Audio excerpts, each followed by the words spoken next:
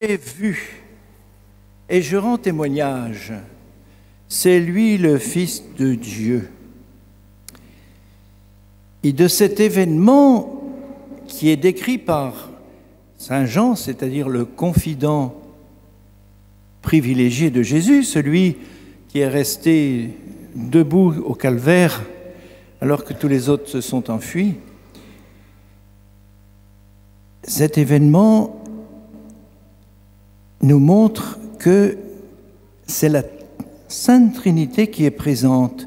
Celui qui m'a envoyé, c'est le Père.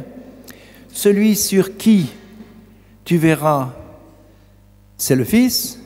Et l'Esprit est figuré par la colombe. Moi, j'ai vu, déclare le Baptiste. Et il dit, c'est lui le Fils de Dieu. Et par notre baptême, nous avons presque tous ici sans doute été baptisés. C'est l'occasion de remercier nos parents et nos parrains et marraines. Nous avons été baptisés au nom du Père et du Fils et du Saint-Esprit. Et nous sommes donc introduits dans la filiation divine. Une filiation, c'est de père en fils, et on remonte. Nous sommes introduits dans la filiation divine par le baptême. C'est incroyable. Et pourtant, c'est vrai.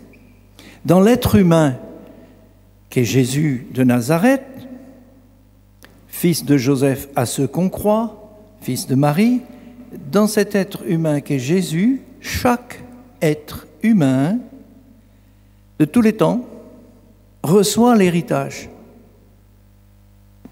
Dès lors, nous pouvons et nous osons affirmer, et sans exagérer aucunement, et aussi sans aucun mérite de notre part, nous pouvons affirmer ce que dit le prophète.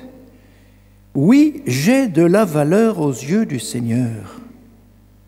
Oui, j'ai de la valeur aux yeux du Seigneur.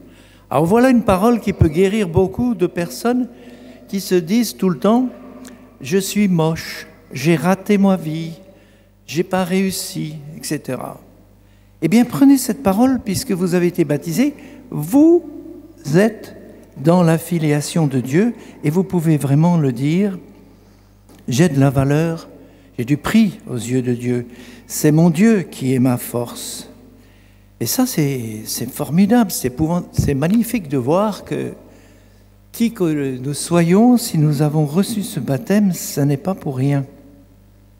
Nous affirmons cela.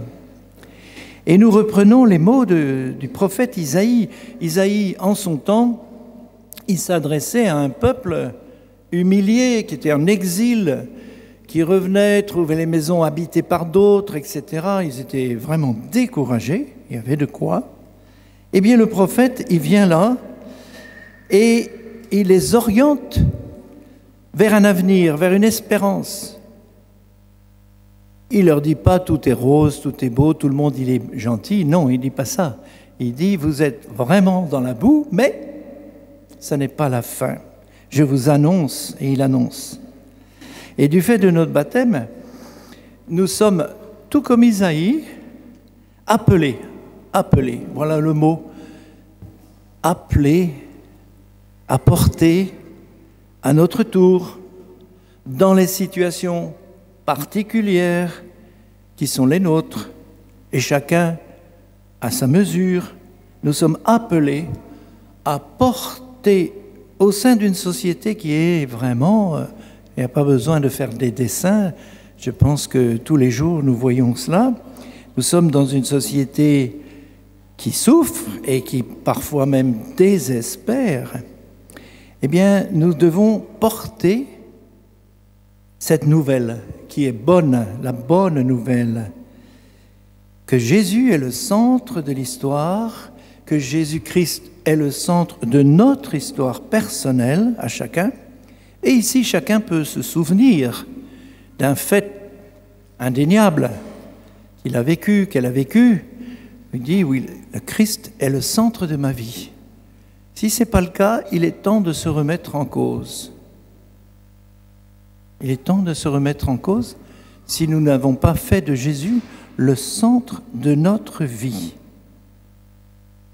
Alors évidemment, il ne va pas changer du jour au lendemain tout ce nos défauts, nos failles. D'ailleurs, nos voisins se chargeront de nous dire, si nous avons tendance à nous estimer saints, on aura toujours une voisine qui viendra nous dire quelque chose qui ne fera pas plaisir. Mais ça nous rappelle que nous avons à nous recentrer toujours sur le Seigneur Jésus, qui est le centre de l'histoire avec un grand H. Et nous avons reçu une mission. Personne ne peut dire « moi, je n'ai pas de mission ». Tout le monde, chacun, a sa mission bien particulière, celle de centrer son existence sur le Fils de Dieu qui est venu habiter la terre, la crèche de Noël nous le rappelle, pour être avec nous. Et les mots de saint Paul aux habitants de Corinthe, ils nous rejoignent, ces mots.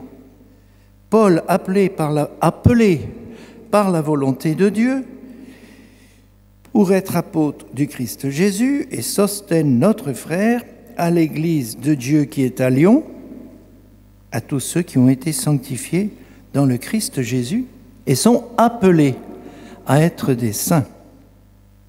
Avec tous ceux qui, partout, à Saint-Nizier et ailleurs, invoquent le nom de notre Seigneur, leur Seigneur est le nôtre.